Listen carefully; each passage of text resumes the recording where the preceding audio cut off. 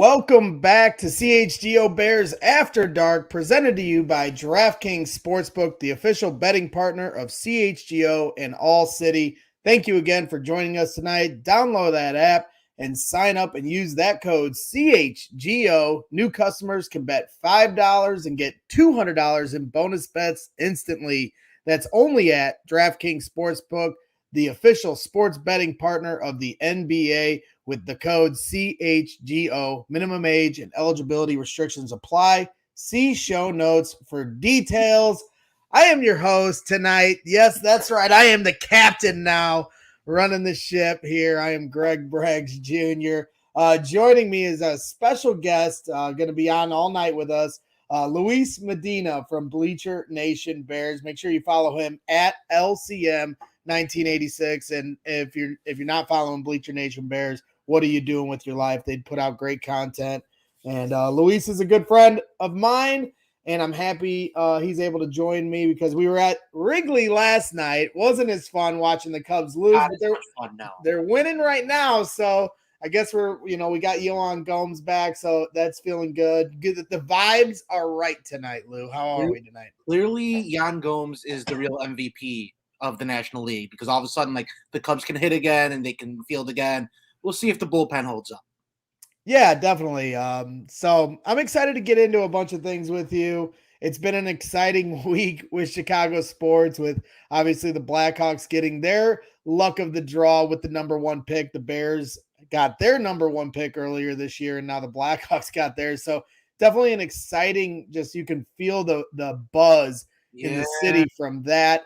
And then you've got the schedule release tomorrow. That's always an exciting time for Bears fans because, we know who we're playing, but we don't know when, and sometimes we don't know where. And that's kind of where I wanted to start with you on this because there's a lot of rumors in the last month, from different media outlets in Germany. We had guys here in Chicago saying, hey, the Bears are going to Germany to play the Chiefs. Then you started to see the source wars, and others were saying it wasn't going to happen, and that turned out to be the case. The Bears are not going to Germany. And I'm wondering from your perspective, before I get to my ultimate question on this, do you think it is more so from the Chiefs' perspective that they didn't want to play the Bears there because they know how well Bears fans have traveled? Or is it because how infamous Bears fans travel and they'll come to Kansas City and eat all the barbecue and drink all the light beer? So I think this is a twofold answer because, first of all, I think Clark Hunt is a really good owner. He owns the Chiefs, and he probably saw what happened in Kansas City during the draft. He saw all those fans and was just like, oh yeah, if I lose the Bears game to Germany, that money's not coming to me. It's going out there. And it's not just coming to me, it's coming to my people, my neighbors, my friends, my family who own restaurants and bars and all sorts of stuff. So, like, that's the thing. There's like a protection of your own that's a factor here. And then there's a factor of, look, Bears fans travel well. I'll never forget seeing so many Bears fans in Jacksonville on TV during the COVID year. When people were like hesitant about traveling, like, oh, I'll do it for a Bears team that was 500 trying to make the playoffs. Like, I will never question the sanity of Bears fans because I know Bears fans are insane. We'll travel anywhere.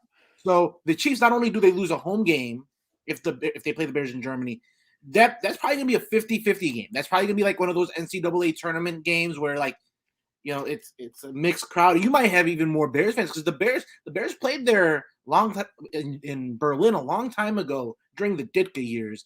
The Bears have an international footprint. The Chiefs don't have that yet.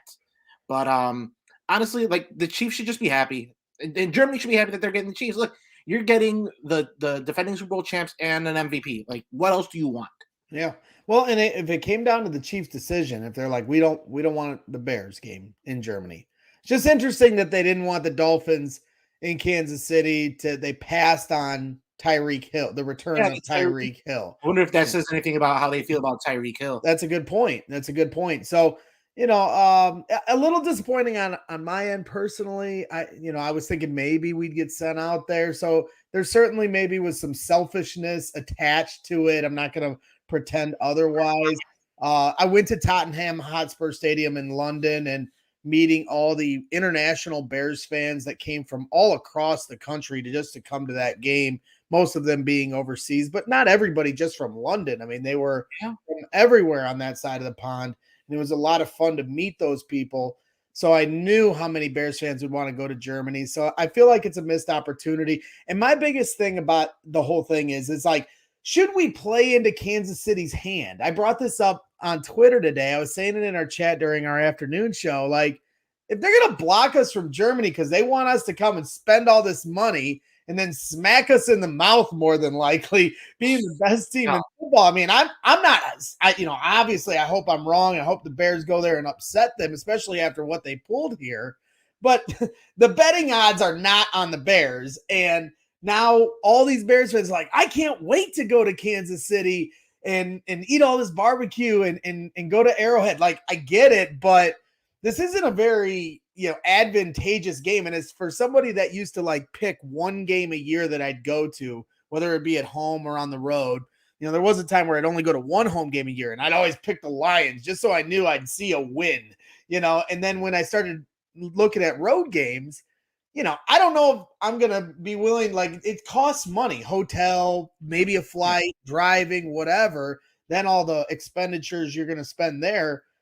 I don't know if I would want to go to Kansas City knowing you got to, like, you're paying a good money, and now there's a good likelihood Patrick Mahomes is going to smack you in the mouth. So I had this thought last year, and it's why I didn't go to the Monday night game against the Patriots, because like I haven't been to Boston since like 2013. I want to go back, and I'm just like, man, it's this Bears team against Belichick. Like, I don't know. And what happened? Justin Fields had a game.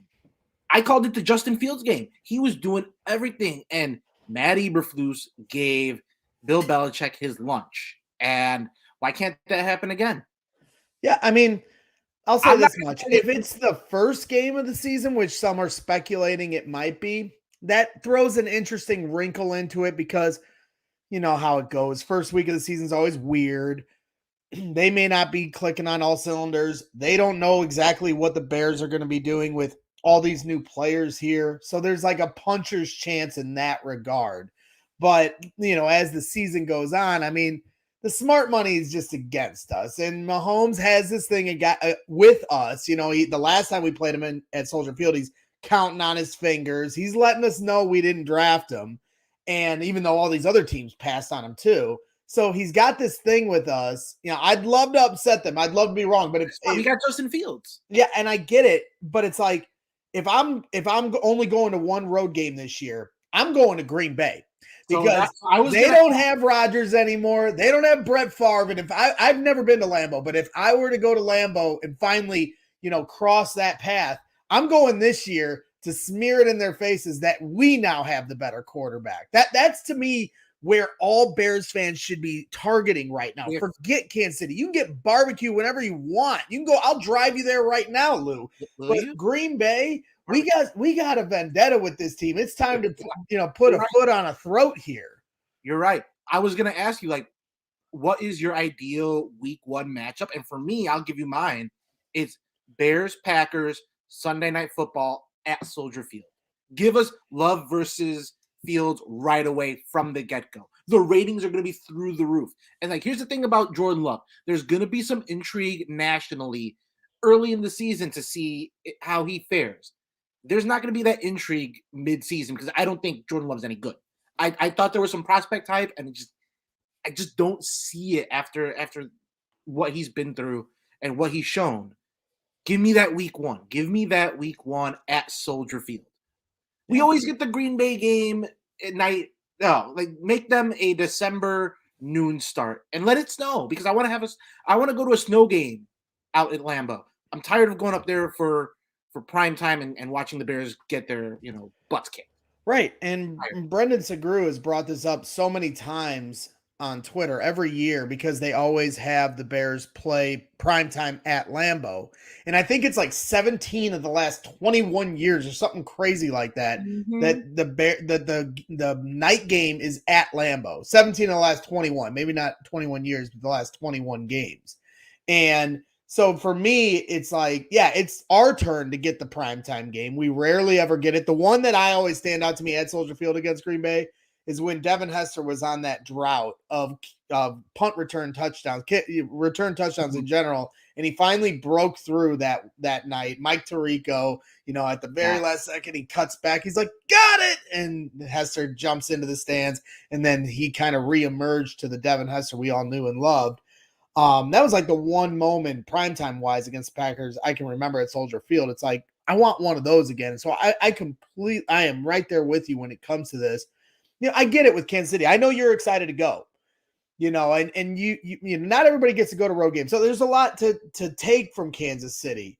You've got the Negro League Museum, you've got the barbecue, you've got the vibes. I know Arrowhead is amazing, and I know you're going to take in all of that, but you're not I know you said you regret not going to New England, but you're putting down this money and then you're going to go there. I mean, how confident are you, or any Bears fan, how confident can they truly be walking into Arrowhead and stealing a game there? I mean, it depends. If it's early, and the vibes are good from the preseason, then yeah, I'm going to feel good. I felt good going into Green Bay last year because they looked kind of wounded, and I was wrong.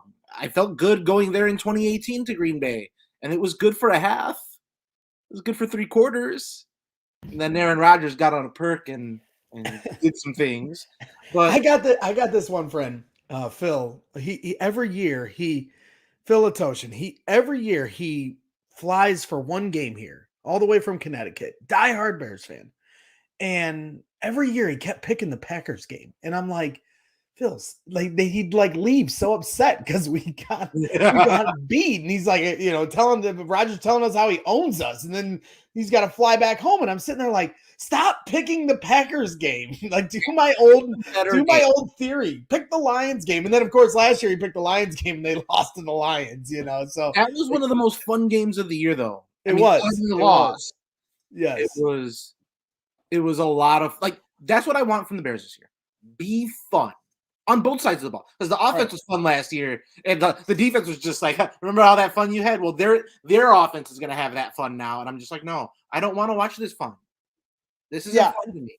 No, I completely agree with you, and I just think we're both Cubs fans, and from a Cubs perspective, they're fun to watch this year. They're not winning every game; they're 2 games under 500 right now. I think they're still winning right now, but they're fun to watch every night because they have a team that plays hard. Are they going to win every night? No, but they have somewhat of a foundation of a team, maybe need a few more pieces, but they're playing hard every night. They're playing a little above expectations in certain areas and then below in others, right? And I think that's what's setting up for the Bears this year. They have no expectations going into the year as far as a win-loss expectation. I think Justin Fields has a lot of expectations, so that'll be an interesting dynamic. But I do think week to week they'll be fun. I mean, they were pretty much fun last year as the worst team in football. It was the most fun worst team in football I think we've ever seen. Wouldn't you agree there?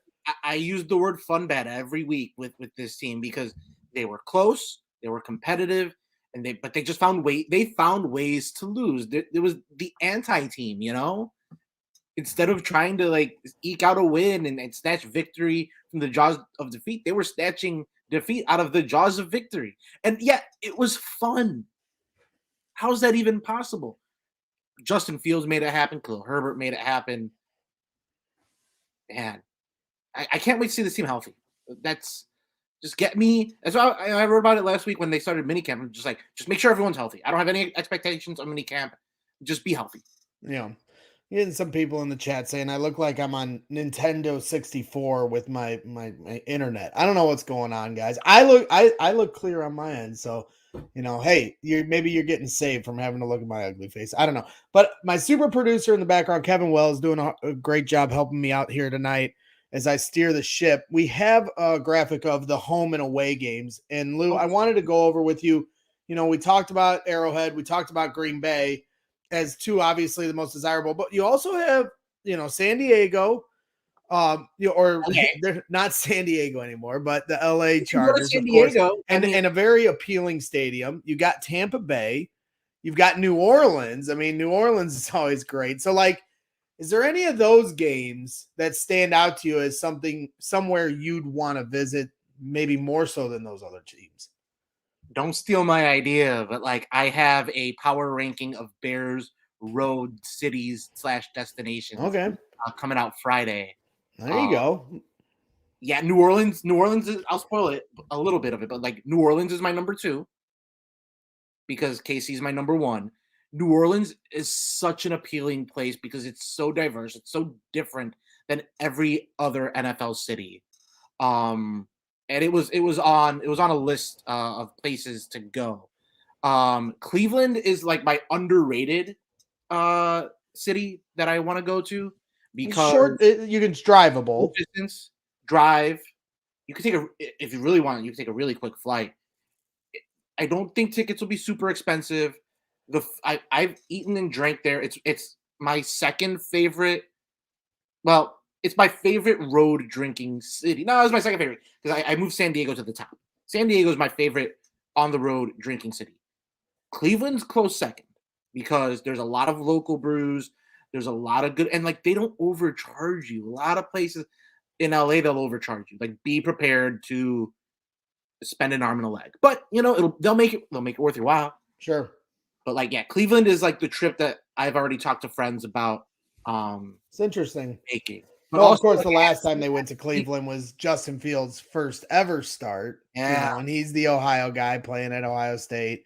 And then Matt Nagy almost got him killed, so that wasn't the best. That wasn't the best start of his career. So maybe, there'll be some exercising of some demons from that game the next time they go to Cleveland. do we want Chiefs Bears in prime time?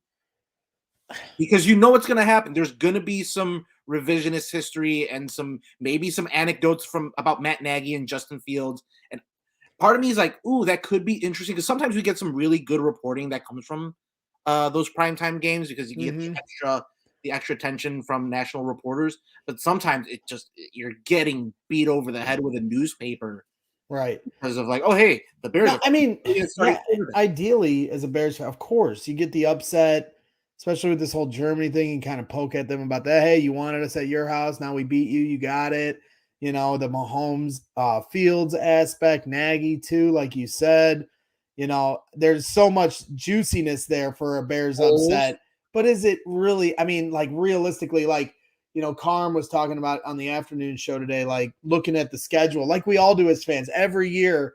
And even last year, fans were like finding their way to talk themselves in. Oh, they could win 9-10. Even some crazy fans were saying 11. And I get it because when you look at the schedule, it's just one of those things like, you can win that game. I mean, every game, it's like, Vegas puts every game at 3 points for a reason. They always come down. I mean, how many games last year? The Bears were terrible, from a win-loss perspective, but 9 of those games came down to the fourth quarter in a one-score game, so I get why fans do that. But now you look at the schedule this year, at least the teams we're going to play don't really know how it's going to unfold. And it's like, yeah, you can talk yourself into 10 to 12 wins like any homer will. And I'm sure I will at some point. It'll like take every ounce of my energy to like talk me back down to a realistic 8, I mean, that's just kind of the nature of fandom.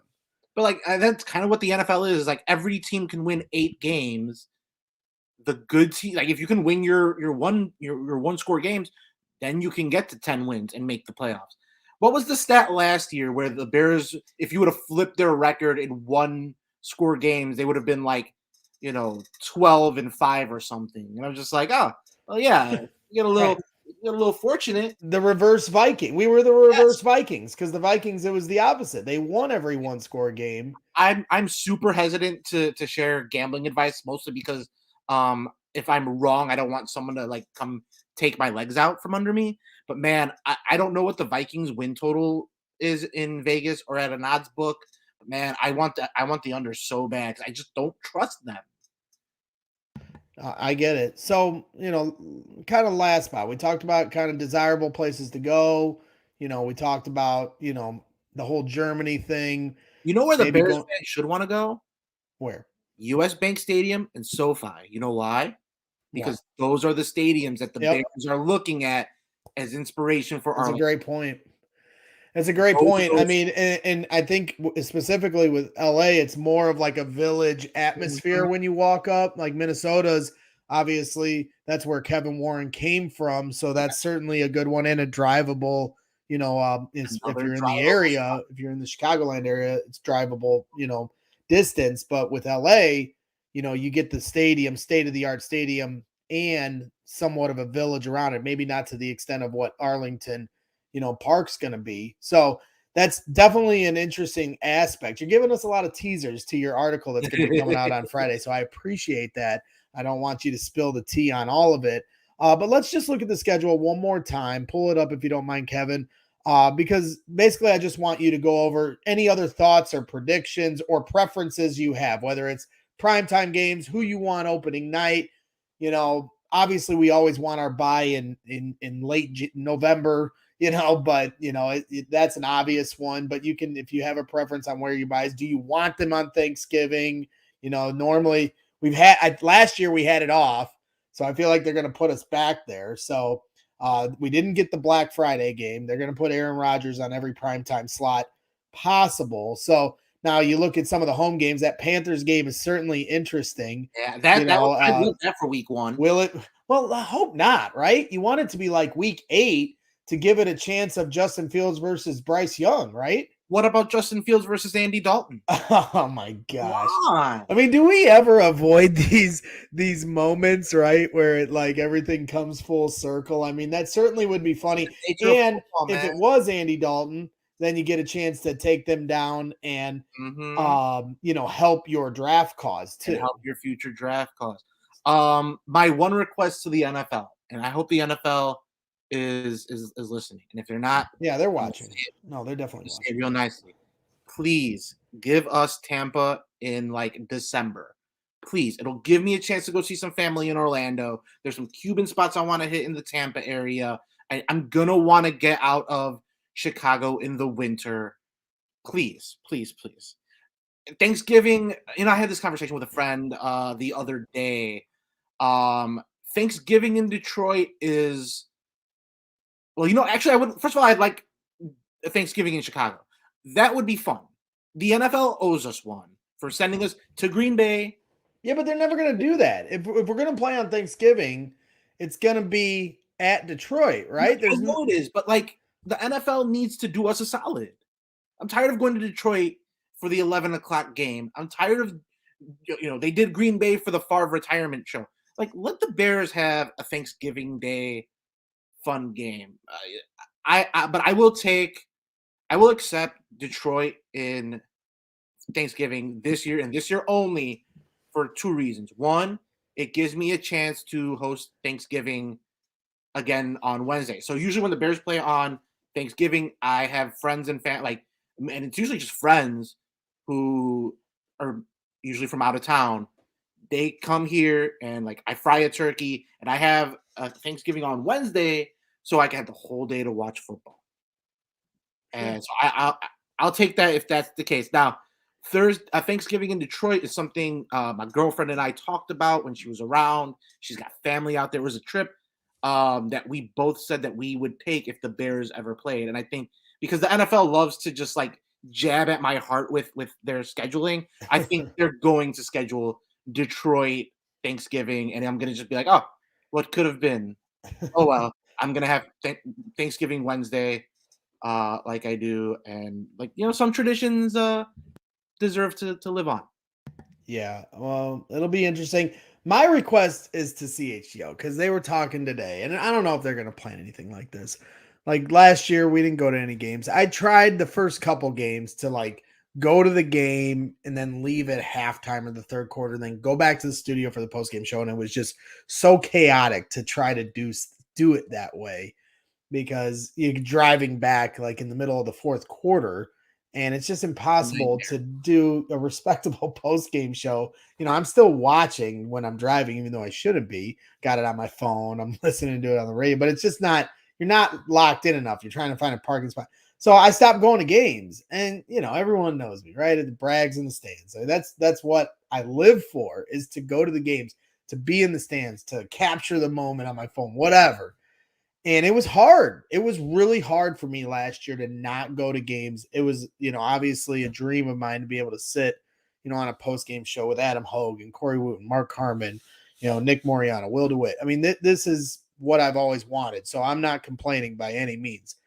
But at the same time, I didn't get to go to games. And watching Justin Fields go up and down the field, 80-yard touchdowns, you know me, I like to not be able to capture those shots in the unique angles from the stands. It was it was killing me inside my heart. Even though at the end of the season I was kind of rooting for them to lose. I was like, knock it off, Justin. We need our pick. But it worked out for the best either way. So this year I hear them talking like, oh, we should go to Kansas City. And I'm like, no, like, please no. And this is my plea to CHGO. Like, if you're gonna do this and go to some game, we're going to Lambeau to harass Packer fans, period. Dude, I know everybody, like, Carmen's got ties to Kansas City. Our head of content, Kevin Kadick's got ties to Kansas City. Great. I will drive all of you guys down there, and the barbecue is on me. But don't take us down there so Patrick Mahomes can smack us in the mouth while we're fat on barbecue. Let's just go to Lambeau and make fun of the hillbillies up there. No more Hall of Fame quarterback. Have some fun. Watch Justin Fields mop the floor with the Green Bay Packers. Chant Green Bay sucks as we walk out of there. Do a post-game show from the parking lot. I don't care. That's what I want. I don't know if we have any plans to do any of this stuff, but I'm getting in front of this before the train rolls me over. What? We should make plans for it because I want to go there. They put up some new fancy schmancy video boards, and I want this. I want to see Justin Fields score touchdowns on their big brand new video board and see like disappointed Jordan Love on the sidelines. I want to put those video boards to use. Let's go. Yes, and on the video board we'll have Carm. I know places. There's a place in Green Bay called I think it's called Cheesesteak Rebellion, and it's a Star Wars bar. See, right up our alley. Right in our wheelhouse, man. And the burger's really good there too. We know from spotted cow on tap. And we know from Carm's Star Wars show earlier this, like last week, he's a huge Star Wars guy. So we'll take him there too, because he's joining us now. Woo! After his niece's soccer game. Did Lane Tech win, Mark? That's the most important thing. Gregory, I got to tell you. You're looking limber. You're looking fresh. We're getting ready for a big tennis match. I'm trying to get my first win on the season. But most importantly, Grace Carmen did lead the way tonight for the Lane Tech Chicago champions. 2 goals, 2 assists. Actually, probably could have even had more, but we'll take the 2-goal, 2-assist performance. I left when it was 6-0. It was an awesome crowd. Huge props to girls soccer, and it was on WCIU tonight, which was awesome. Apparently it didn't work on Greg Braggs' television. Not sure why, but I was getting pictures of myself in the stands. That was cool. So it was an awesome win. You guys are doing a great job. Listening to Braggs complain about his lot in life that he didn't get to video games last year kind of made me throw up in my mouth. But other than that, this has been a very enjoyable 10 minutes. These are for the people. These, we're missing some for us. quality content. Yeah. You learn to love them, but don't be a hater now. All right. Don't come in here and start hating. All right. I'm the captain of this ship tonight. We'll put you on the plank. You can come in here and hate on my videos. That's literally the only reason I work with you at this point. I'm not about your past. I'm about your future. I'm about your present. Okay. That's deep. Some Yoda stuff right there. Yeah. Right. But am I right though, Mark? Because I heard you guys kind of whispering around, oh, if we go to a game this year, and you guys were kind of hinting at maybe going to Kansas City. I want to go if we went to a game, not saying we will, but if we went to a game, wouldn't you rather go to Green Bay over Arrowhead so we can rub it in Green Bay's faces that they don't have a Hall of Fame quarterback to torment us with anymore? See, Greg, one of the reasons why I've lasted in this business outside of my outstanding talent, which is obvious for all to see, I really don't care if we go to Green Bay, Kansas City, or wherever else the Bears are going, Minnesota, Detroit. I'm there 100% wherever it is. As a guy that's just on the team, I'm not going to be making requests like that. You, on the other hand, of course, going to live your life the way you want to live it. Yeah, I'm a bull in a china shop. Yeah, no, that's fine. But to answer your question, would I rather go to Green Bay than Kansas City? Probably. But I mean, it wouldn't be like some huge goal for me. I've been I to get the food's better in Kansas City. I get that. But food's just better. from a football standpoint. The food's better, the town's better, everything's better, except the only thing that's not better is Lambeau. But Arrowhead doesn't exactly suck either. So it's not. I wouldn't be crying if we went down to KC for a game. And plus, the biggest negative, I guess, would be the fact that you got to play the Chiefs versus beating that would be the biggest situation. But I don't think we're going anywhere, buddy. We're doing post game shows from the studio. I don't know. You guys were like hinting at it. I'm not saying we will. Strong arm someone into a road trip. I will do the same with my bosses. Yeah, because I think we deserve it. Like should go. After watching the Bears the last few years, I think we deserve a nice get out of Dodge road trip. Hey, Mark, I am completely fine being in studio with you every week, not going to one game and learning from your media greatness. I don't need to go anywhere. Thank you. And I'm rooting you on here tonight to take down who you got. Who you going up against? We got Rommel Sadiq tonight. I've played him once. I beat him. But I've been playing on 1.5 knees the entire season, so it's going to be a tough one tonight. But as you can see, I'm doing an extra, just getting it loose. And, I look forward to regaining my focus on Bears After Dark after tonight's tennis / soccer extravaganza. Maine West coming up here in the state playoffs, so very excited about that. You guys, I'm going to let you continue and dominate. I feel like I'm Crazy Ace. Your guy, Crazy Ace, he said, be fearless and bold for the Myrtle and the gold. Go, Lane, go. Little Lane Tech chant for Grace. Love it. I'm a Lane Tech guy. People forget that. Oh, wow. Okay, Luis. There you go. I was at the Fritz Pollard game. I actually have my Lane Tech Fritz Pollard hat that they gave away for that game.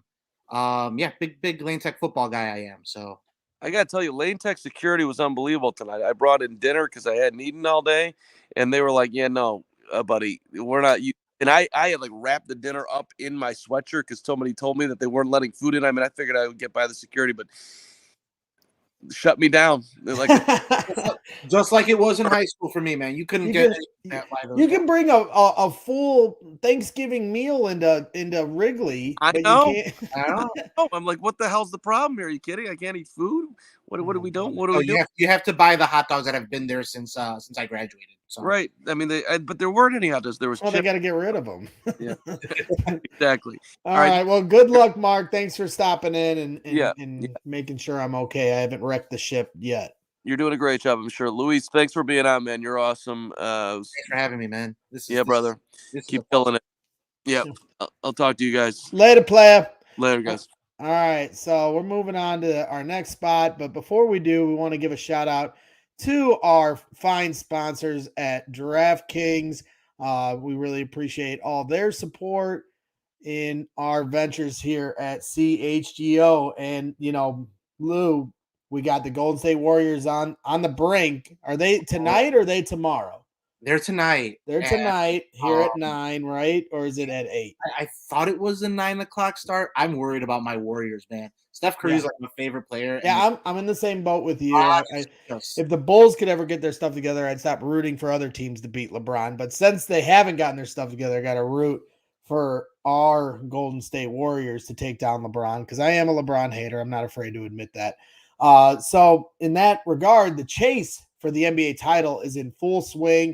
While the best in the NBA battle it out, you can get all the playoff action at your fingertips with DraftKings Sportsbook, an official sports betting partner of the NBA. New customers can make a $5 bet and score $150 in bonus bets instantly.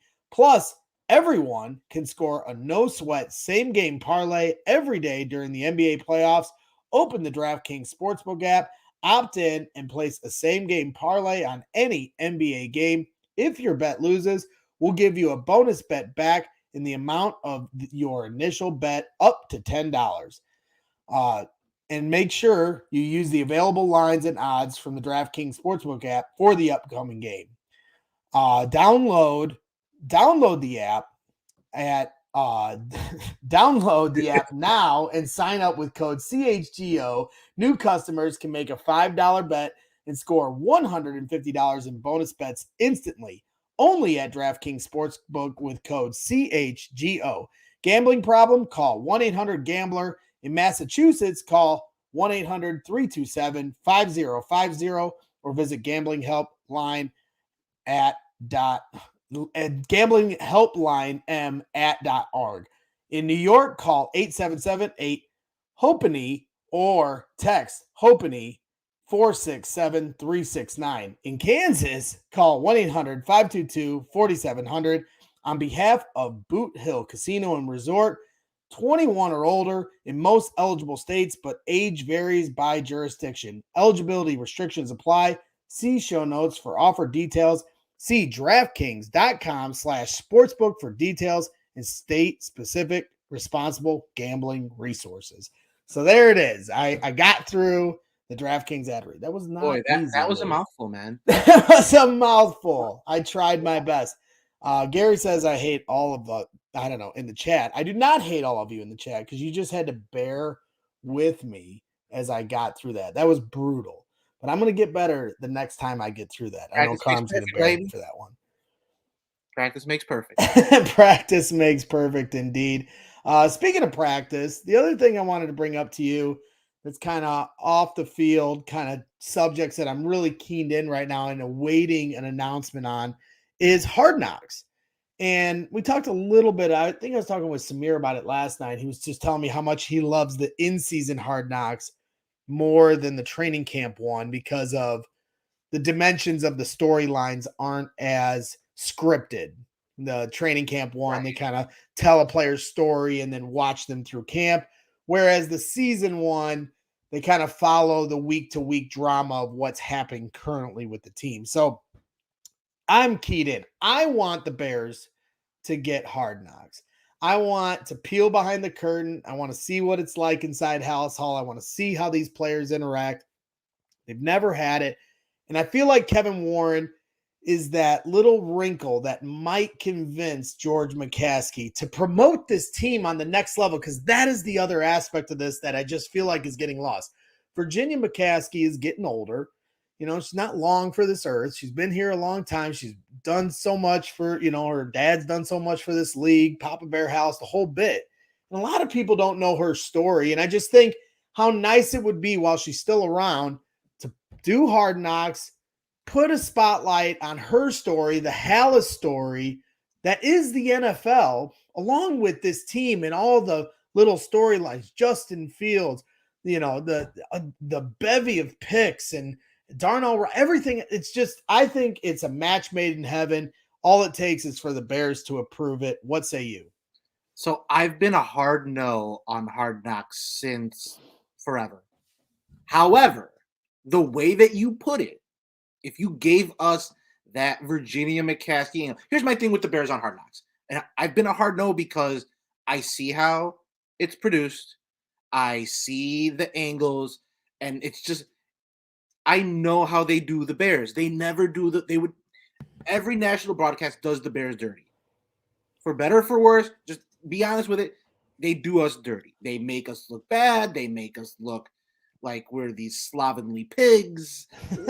I don't like how and sometimes we deserve it because we can be a little crass, but hey, like we have good folks too. If you can tell me a story on Hard Knocks that I can't get anywhere else, then maybe I'm willing to listen to it. I'm willing to listen to the pitch. It's just that I just don't trust it to be good. And you know how it is when there's like a slight, when there's a national slight on Bears fans, we come out with sharp knives. And I don't want that. I don't want to have to like go at someone for disrespecting the city or a player that I like or Hallis Hall. I don't want to have to do that. So yeah, I mean, that's a good point. I guess the one thing that could hold it back to that point about how they would not just promote Justin Fields, but document his training camp, right?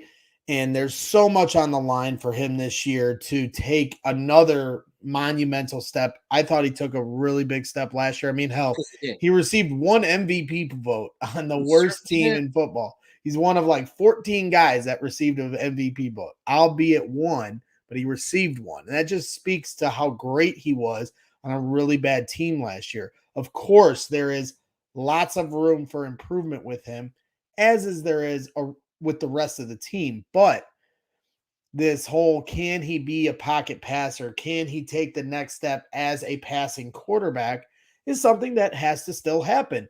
Can he do it? I believe so. Has he done it yet? No. And there's so many reasons why, and we understand that. But at the end of the day, he's got to do it, or he's going to get all the arrows just like he was getting from half of the media last year, maybe some of them looking for clickbait. So to that point, if the Bears did get Hard Knocks and he's out there working on things, trying to learn what windows to throw in with DJ Moore and, your new wide receiver, Scott, fourth round wide receiver, and you got Chase Claypool you're trying to build chemistry with. Darnell Mooney's coming off injury.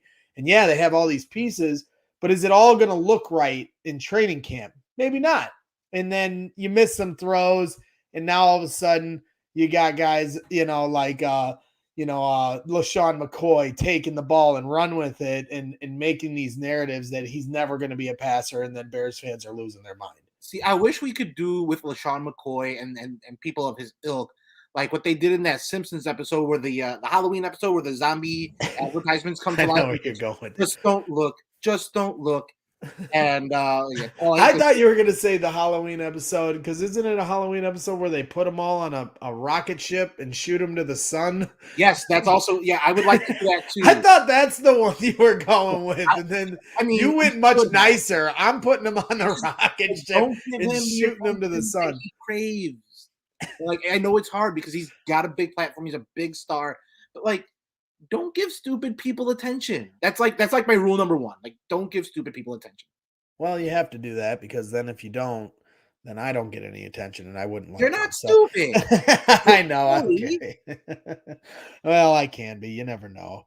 You make me smarter, Lou, and that's why I appreciate you coming on here tonight. Okay, I get your take on Hard Knocks. Got your takes with some of this schedule stuff, which we're all looking forward to tomorrow. But while I have you on here, I mean, I know you've been sharing your thoughts through Bleacher Nation Bears, and everyone should definitely be following that on Twitter and head to their website and read all of Lou's content. He just does phenomenal work. But I would like to hear, and for the viewers that maybe haven't heard it from you, maybe some of your reactions to the draft, or, just what thoughts you have now as the team as a whole. The thing I think that most excites me is how they're starting to build depth at certain positions. Linebacker, they added a corner I thought they had a pretty decent secondary last year. Not saying they can't improve those positions, but then drafting a linebacker, drafting a running back, when you put money into that in the offseason, it's like, wow, that they went from a team that had no depth, not even on their front lines, to a team that now I can look at a few position groups and say, okay, we got some depth here. I'm curious from your perspective, like where you stand with the roster now, and what kind of reactions you had as we went through the draft. I think my initial reaction after the draft was I didn't feel like I had to go out of my way to justify every pick. Like during the Ryan Pace year, even the good drafts where they're drafting Eddie Jackson in the 4th round, it's like, well, I know Eddie had a leg injury, but when he was healthy, he was really good. It's like, you're drafting Tariq Cohen. It's like, well, yeah, I know he's a 1AA guy, but he's really fast and he's good with the ball in his hands. You kind of want that on your team. And man, it was such a stretch, and it was really stressful, like, to write about those drafts. And then you look at the Poles draft, it's just like, okay, they draft Darnell Wright. It's like, oh, cool, plug and play right tackle. You draft, you didn't sign, or you didn't draft Jalen Carter, so you're gonna double dip in the draft at that position.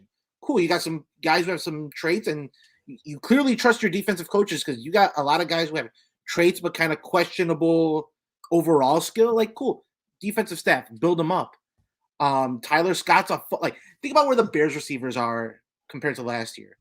The Bears number 2 and 3 receiver going into last year were Dante Pettis, Equanimeous St. Brown.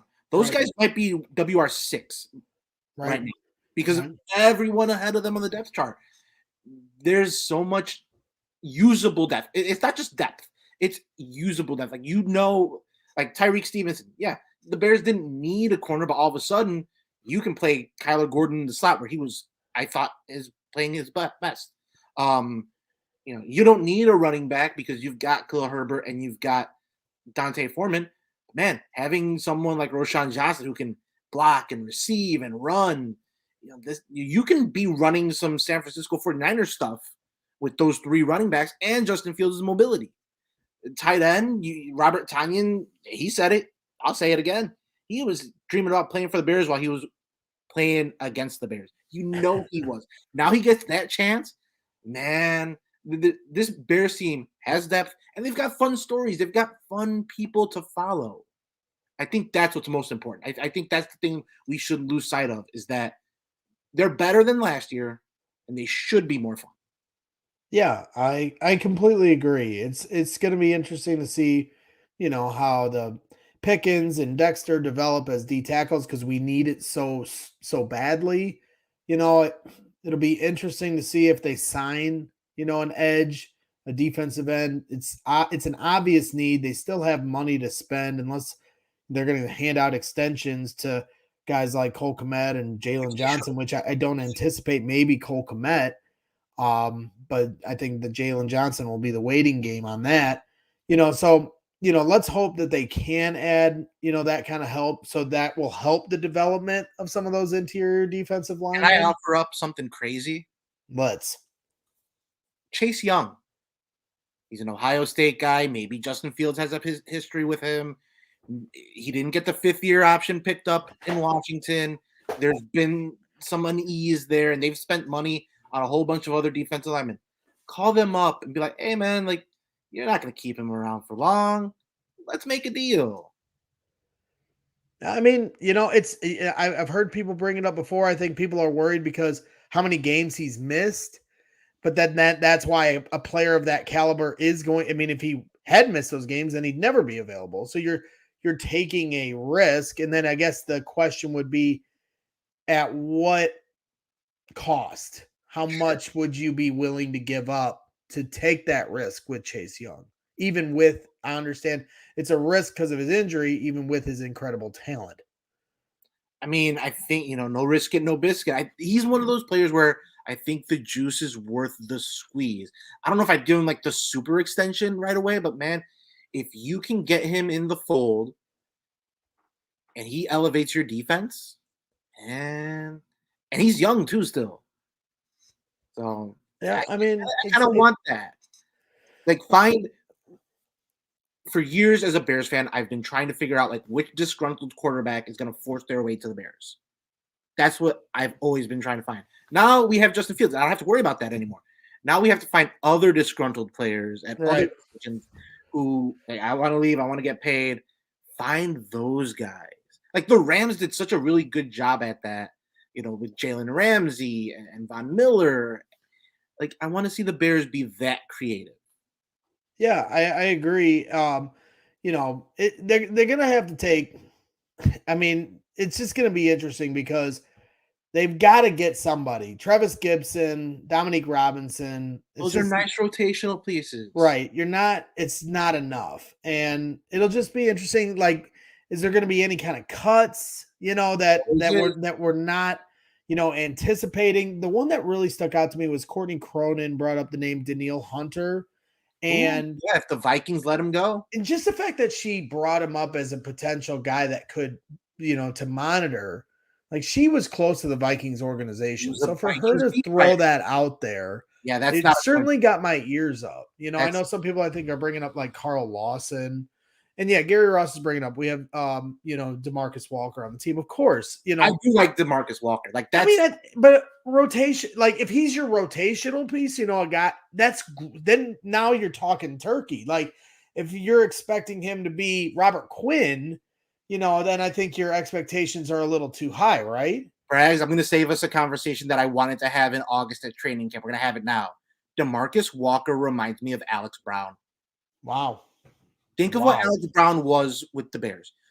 Good pass rusher, really good defensive and against the run, good locker room guy. I think DeMarcus Walker has that in him. Watching his tape, watching the highlights, seeing how he works out, like just looking at him just reminds me of what Alex Brown was. Now, Alex Brown with Julius Peppers, totally different story. We don't have a Julius Peppers opposite of him, but I think DeMarcus Walker is a nice starting defensive end in this league. Okay. Hey, that's the kind of stuff we're looking for, is guys that are going to, surprise. You're either going to pick up players, which I still think they should, Yes. or you're going to have guys that are going to, exceed expectations. Maybe others have you got higher expectations. For me, he plays like that. Now all of a sudden I'm like, wow. So, that's why like you said, I can't wait to get to training camp so I can start to see these guys in Bears pads at Bears camp, where we've been, how many years have we been going, where I can really identify the difference between, average to good to great. And it's just a much easier process for me to like understand, okay, this is what we got, to stand on a limb right now. I love hearing that from you. And I trust your research and your football acumen on it. I got to see it personally. Yeah, I want to see it too. I want to see it in person. But like, I remember when we were quick on Roy Robertson Harris. That was a guy at camp when everyone was focusing on bigger names or other positions. That was a guy to us was just like, you give him some time to develop. It's a monster. Yeah. He's got the build. He's got the want to. He's got moves. Just needs the developmental time. Yeah. So it'll be interesting. I think overall, I think we're both excited where the roster is going. It's not a finished product by any means. You got 2 first-round picks next year. I mean, I don't want to think about the draft after the draft process we just went through, but it's hard to not be excited at the fact that we kind of get to do this whole dance again next offseason. They're going to have more money and another plethora of picks. And now if you can have a exciting year kind of in the way the Lions did last year, you're really building something special here. So it's going to be interesting to say the least. I definitely wanted to give a shout out to everybody to make sure they visit, allchgo.com and sign up to become a diehard. You have an opportunity at a lot of exclusive things, discounts at our events. You get Adam Hogue's newsletter. That's something that's only available to diehards if you're a Bears fan. And then all the other sports. There's just so much to offer. And I really encourage everyone to get on board now. Discounts to our tailgates, every live event we do watch parties, we go to games.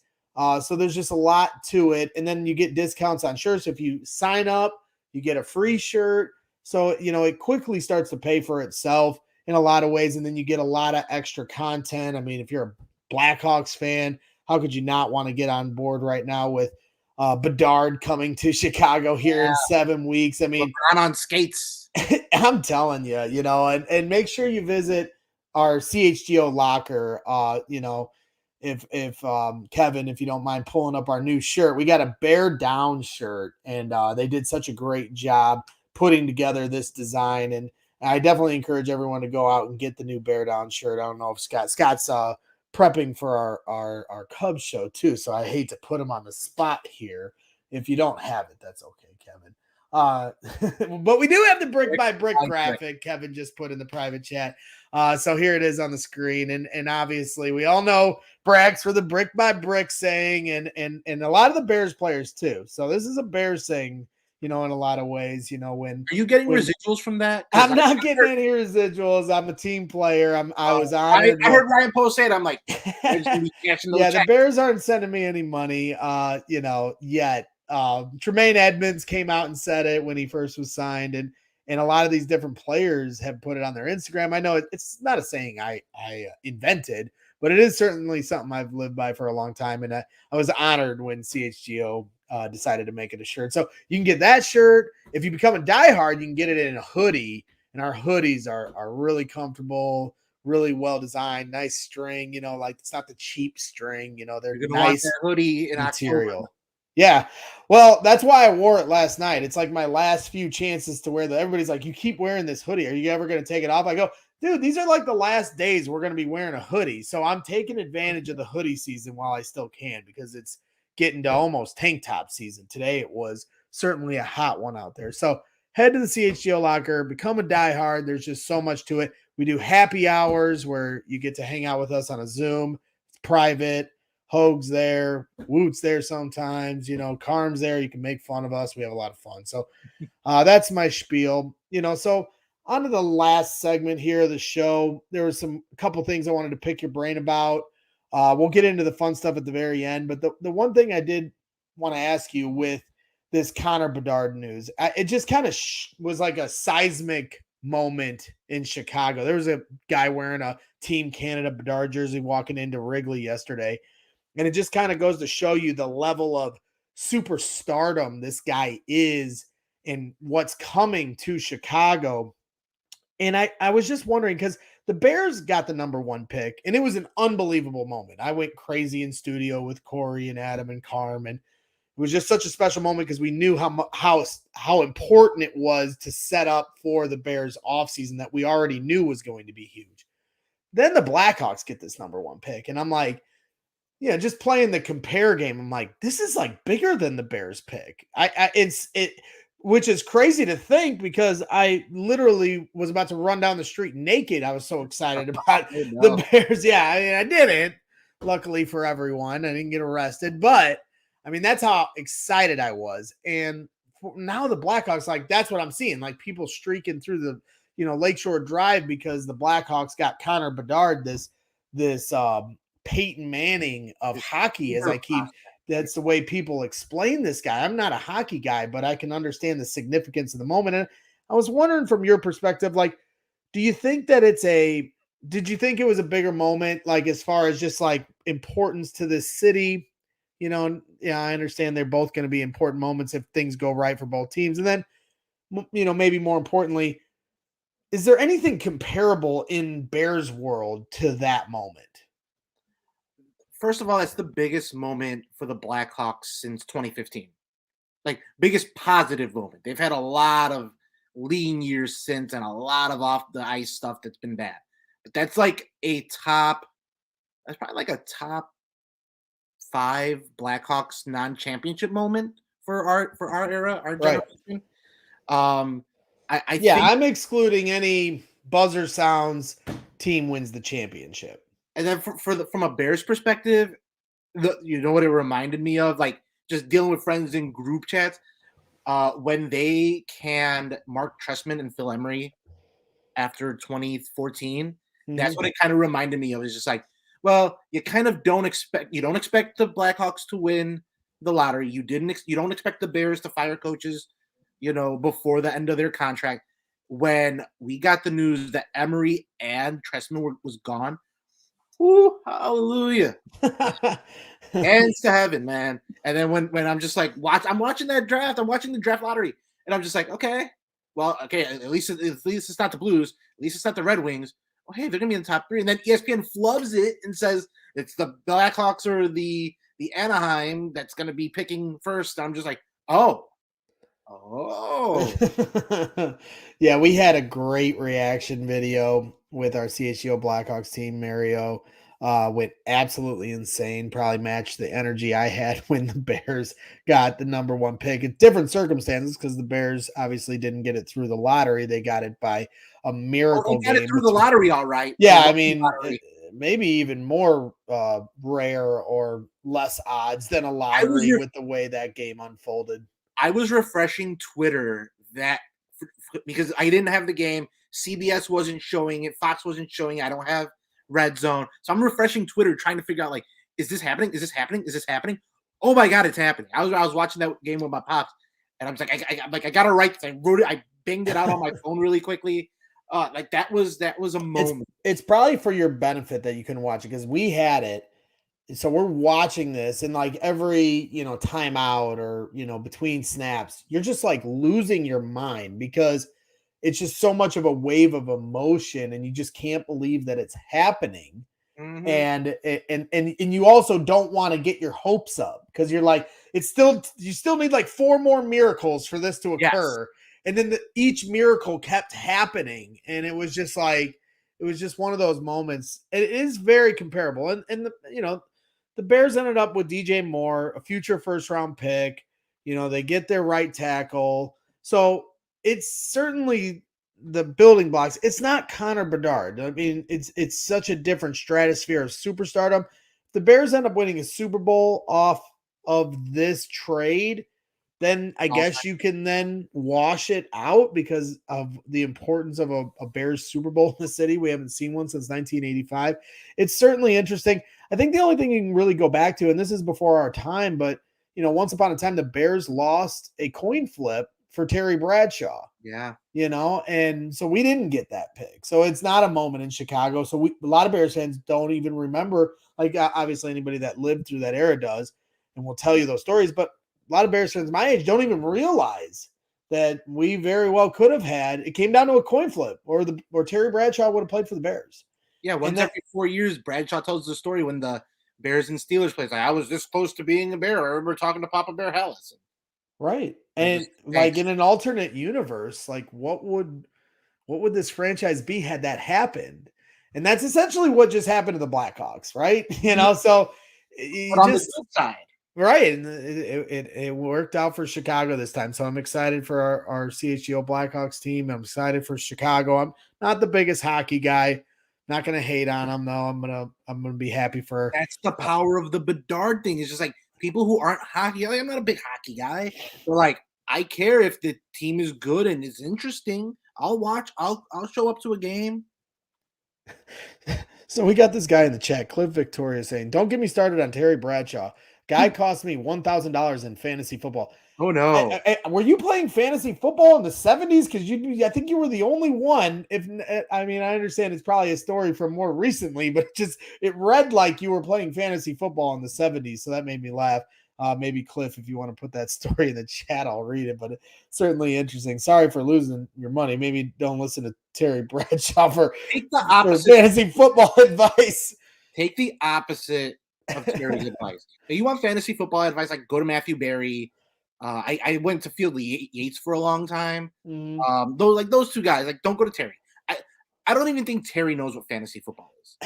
I don't know if Terry knows where he is anymore. To be honest with you, all due respect, Terry's done a great job, but getting a little long in the tooth.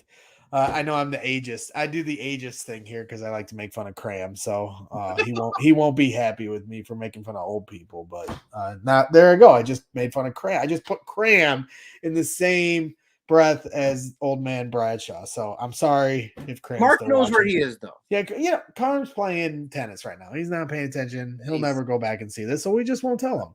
The last thing I want to talk to, I know we're running a little over, so I apologize, Kevin, because I know you got a Cubs show coming up. So this will be real quick. But our CHGO Sports Podcast show, they did a Star Wars show, and I was so disappointed that they did not invite you on because you are literally Chicago's very own expert.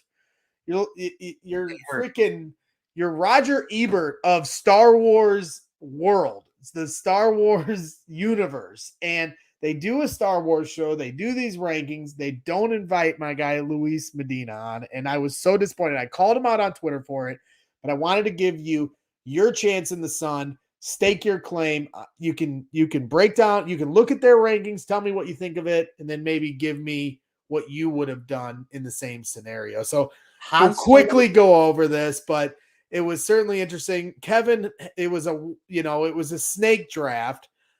Kevin Kadek's team ended up with Han Solo, Luke Skywalker, Princess Leia, Bib Fortuna, Casey and Andor. Casey, she had Darth Vader, R2-D2, Rey, Qui-Gon Jinn, and the Force. I didn't know you could draft the Force. I know, that's what I said. The Force. Like, they all have the Force. And then Mark Carman, who I'm not even sure how big into Star Wars he is into, even though he was the only one that was like around when the first one actually came out. Another old joke. There you go, Carm. Sorry, he's not here. He'll never watch it. His team was Yoda, Obi-Wan Kenobi, Chewbacca, C-3PO, and Lando Calrissian. And now I got to hear your thoughts, Luke. Mark's team is like the team I'd like to go party with. Like, give me the young Ben Kenobi. Chewbacca is like the best bodyguard. Awesome wingman. C-3PO, just great storyteller. And Lando's got the ship. I mean, he owned the Millennium Falcon first. People forget that. So, yeah. Okay, so that's surprisingly, you're going with Carm's team. Cram, as I affectionately call him. Which is crazy because I love Han Solo. To have Han and Leia together is great. The Bib Fortuna pick doesn't do anything for me. I like Cassian Andor, but he's not a top 5 pick. He's just not. No. How do you not draft Sheev Palpatine? Yeah. He's the biggest bad guy in the world. Yep. In the universe. Yep. Man, that was a missed opportunity. And, from the first, Star Wars Episode 1, that's the best bad guy in Darth Maul, to me. And I don't know how you feel about this. I thought he was the most badass bad guy they've ever had. I know a lot of people don't like Episode 1 for different reasons, but Darth Maul, I just thought was as good a bad guy they've ever put on any Star Wars. He was. My favorite thing about the prequels, other than the music and Obi-Wan, is how each of the bad guys that the dark side users, they all kind of add up to Darth Vader. Maul was fueled by rage. And then, of course, the bottom half of his body was a robot later. Count Dooku, very knowledgeable in the Source, once a light side guy, went to the dark side because politics made him evil. Even General Grievous, a robot, Jedi killing machine. All of those little pieces kind of turned into Darth Vader. I don't know if you ever noticed that, but that's one of my favorite things about Star Wars. It's just like everything kind of works together. I love it. And that's why they should have had you on the show, So I was disappointed, but I wanted to give you your moment. Thank you. Yeah, we were talking, we were at Wrigley last night, and we were talking about half Bears. I told Jenny when I got home, we spent 9 innings talking half Bears, half Star Wars, and the people around us probably wanted to strangle us because we were watching the game, but like we were just so immersed in this deep conversation, whether it was Bears or Star Wars. Bears, Arlington Heights, the draft, Star Wars, hockey. And food. And food. It was a beautiful night. It was, the Cubs lost, but to hang out with you guys, my guy Samir, shout out to him as well. It was a lot of fun to just kind of shoot the shit and enjoy a nice night, even though the Cubs couldn't win. But they're probably going to win tonight. I haven't been paying attention. But Cliff Victoria, to follow up on the Bradshaw story, said Bradshaw was covering a game and talked about how a team was going to destroy the opponent. He was 100% wrong, and I listened to him. I thought he had inside info, but he didn't. Yeah, lesson learned. Do not listen to Terry Bradshaw, Cliff. That's your bad. I wouldn't be blaming that on Terry. Okay, you can only blame yourself. So, Lou, it was so much fun having you on tonight. Carm, for those that don't realize or know, he's playing tennis, so he wasn't able to come on. His niece had a championship soccer match. Lane Tech won, so he wanted to do that. Then he had his tennis match, and I said, don't worry, I got it. I got my guy Lou coming in from Bleacher Nation Bears. Make sure you follow him at LCM. I almost said CLM. LCM 1986. I was born in 85, which is the greatest year ever. I'm assuming because you're 1986, you were born in 86, which I'm sorry for, which means you weren't alive when the Bears won. I was not. I was 2 months old. I didn't, I was at least alive for it. Must be nice. I would like to experience one, as an adult. The one when I was 2 months old doesn't really resonate with me. But 1985 is a great year because Jordan came to the Bulls. That was 84. 85. Well, 84 draft. Well, 84, 85, right? Yeah. Was his first season. And then, you got the 85 Bears. And then the Goonies came out in 1985. Another great movie. 85 was a good year. So make sure you follow Luis Medina on Bleacher Nation Bears. They're on Twitter. Go follow them. Go to their website. Follow their content. They do incredible work. They do all the other sports too. So they're OG Cubs. They started with the Cubs and then they branched out into this big network of great content, and they just do great work. And I'll always promote everything you do, Lou. You've always been on my side, so I appreciate you being in my corner as well and coming on here tonight. This was a pleasure, man. An absolute blast. I can't wait to do one of these at Hallis Hall after training camp. Yeah, absolutely. And we'll have to get you in studio here sometime soon. But training camp is not that far away, and we will definitely be in the stands for that. So that wraps things up for tonight, ladies and gentlemen. Thank you to everyone that tuned in. Please hit that like button, subscribe to our YouTube channel. Certainly it'll help us out, and we really appreciate it. Thanks again to DraftKings Sportsbook, our loyal sponsors here at CHGO Sports. Thank you again to our super producer, Kevin Wells, backstage. He's going to be producing the Cubs post-game show coming up here very shortly, so I'm going to cut him loose. Thanks again to everyone. Have a great night, and bear down.